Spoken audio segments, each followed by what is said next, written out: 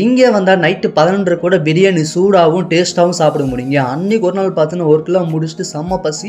So night 11 ஆச்சா பிரியாணி சாப்பிட்லான்னு பார்த்தோம்னா அப்போதைக்கு அந்த ராயல் பிரியாணி பார்த்தோம். ஸோ பிரியாணி இருக்கலாம்னு சொல்லிட்டு உள்ளே போய் கேட்டோம்னா இங்கே சாப்பிட என்னென்ன இருக்குது கேட்டதுக்கு பார்த்தோன்னா அண்ணி வந்து ஒரு பெரிய லிஸ்ட் எடுத்தாங்க.